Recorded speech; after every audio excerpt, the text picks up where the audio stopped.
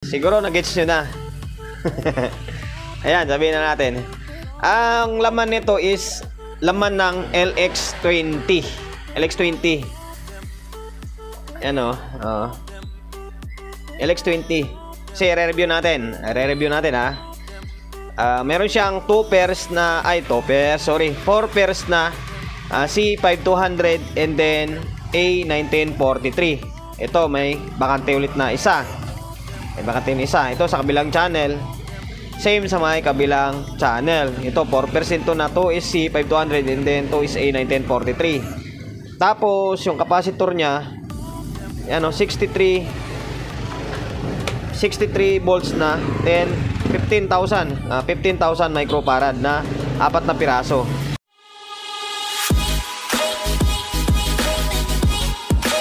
Welcome to my vlog. For today's video, eto, meron tayo ritong tanggap or dinala ni sir na unit power amplifier na ACE 300 ba? ACE 3 professional power amplifier. Nasa lahat, shoutout pala sa may-ari nito. Dumayo rito sa akin nung linggo. Basta marami silang dumayo rito sa akin eh. Shoutout sa'yo sir. Malayo pa to, taga Santa Lucia pa eh. Santa Lucia ba? Santa Lucia, di ko alam kung sakop pa ng Novaliches yun eh. Nasa taga Santa Lucia, dinayo ako rito para ipagkatiwala yung unit niya. Ayun, ito yung mukha niya. Bali, i-review lang muna natin bago siya i-repair. Kasi meron ako napansin dito eh.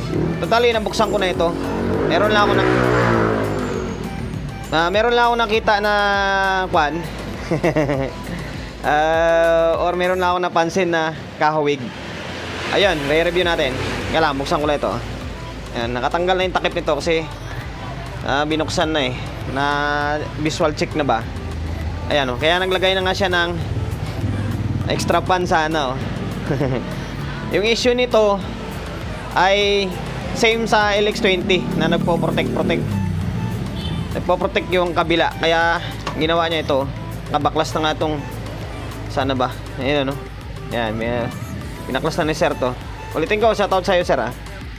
And then shoutout sa mga dumayo rito sa akin nung linggo. Pati kay sir yung bumili or umorder sa akin ng module. Shoutout sa'yo. Ito nakabaklas din sa may kabilang channel. Kung sabi ko sa inyo na napapansin ko, ewan ko lang kung may mga nag-content na ng ganitong klaseng content yung nakapansin nito. Hindi ko kasi hindi pa ako nagalungkat na ibang mga vlogger kung nakapag-content na sila ng ganitong unit eh. Or may napansin sila. Ito yung napapansin ko guys oh. Diba ACE do, CE3. Pero tingnan nyo, pansinin nyo yung board. Yan, may napapansin ba kayo? Former. Diba? Siguro nag-gets nyo na.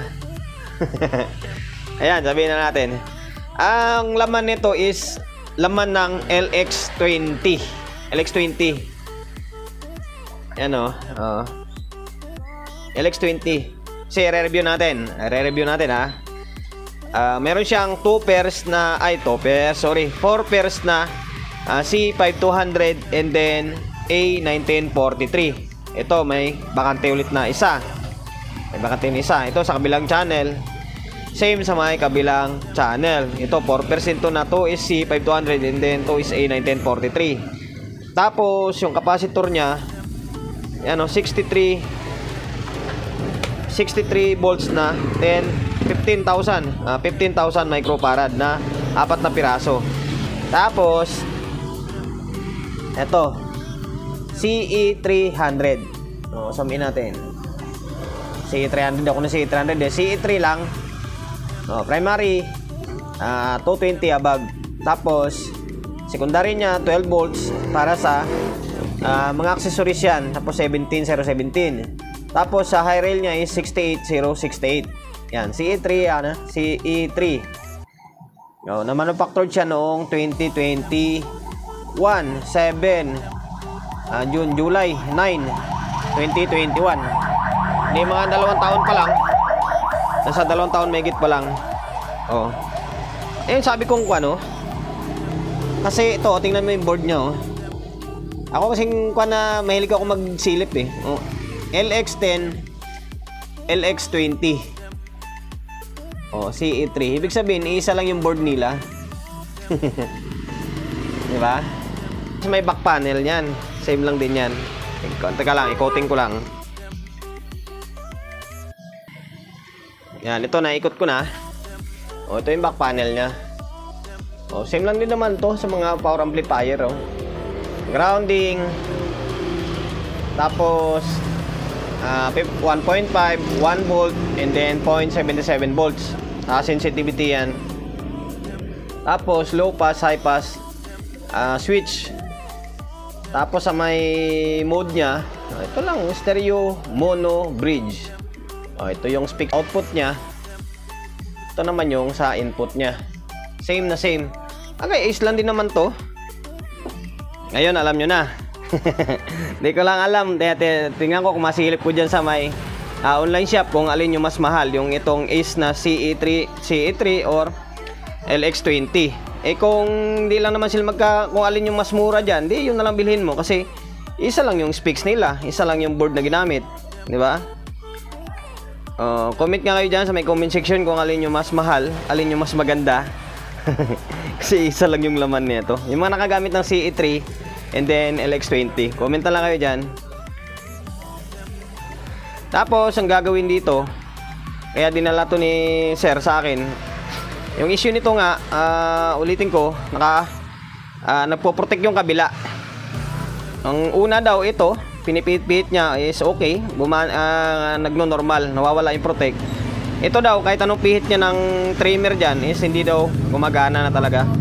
Kaya napilitan siya dalhin dito sa akin. Ngayon, ito, usual na ginagawa ko sa mga ibang vlog ko, magiging fixed bias ito. Ipi-fixed bias yung biasing dyan, and then mag-add ng transistor. Ito, yung abang dito, dadagdagan. Kabilaan channel yan. Ito, and then ito. Bali, 1 pair na 2C 5200 and then 2SA 1943.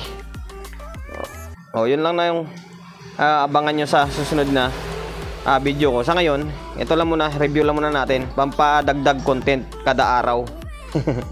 Sa Ace, di ko lang alam kung dito rin yung fuse dito.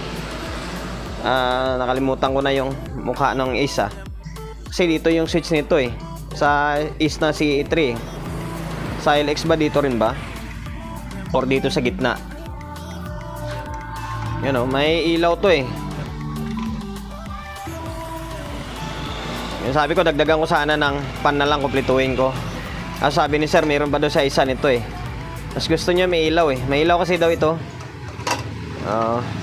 Yun lang. Tapos isa pa sa concern pala na kanya, isa pa pala sa concern na binanggit niya sa akin is kung maaari daw maglalagay ng fuse na. Maglalagay kasi ito kasing gawa ng LX20 or Ace na CE3, wala siyang fuse oh. Kaya sabi ng may-ari, yun yung isa sa naging concern niya na kung maaari daw, kung kaya ko daw lagyan ng switch ng fuse, lagyan ko ng fuse. Sabi ko kaya naman, babaklasin lang itong board and then magka-cutting, tapos maglalagay ako ng fuse dyan. Yun na lang yung magiging kuha ko sa kanya, yung previous. Maglalagay tayo ng fuse dito. Yan. At tingin nyo, alin mas malakas dito? Ace na CE3 or yung 737? Walang kamatayang pagkukumpara eh, no? Yan lang guys, alam nyo na yung Ace CE3 and then LX20 ay isa lang yung board. Sa LX10 naman, hindi ko totally pa siya nasilip yung board eh, kung isa lang ba yung LX20, LX10 tapos CE3 na to, kasi nakalagay dito LX10, LX20, CE3 board B. Baka isa lang sila ng board. So ayun lang guys, hanggang dito na lang yung vlog ko. Wala naman to review bago gawa. Sa mga susunod na vlog natin is ito na yung proseso ng pagkagawa ko dito. Yun, promotion bago tayo magtapos. Sa mga gusto magpa-prepare along Sauyo, Quezon City, number 41 Don Julio Gregorio Street, Sauyo Road, Sauyo, Quezon City. Social media pages natin, sa mga hindi pa nakapag-follow, paki-follow, and then siyempre paki-share ng mga walang kwentang video natin. YouTube channel, sa mga hindi pa nakapag-subscribe, paki-subscribe, like, share, and then siyempre paki-hit ng bell button sa gilid para updated tayo sa mga susunod na video natin. Ingat, God bless, and then peace sa atin lahat.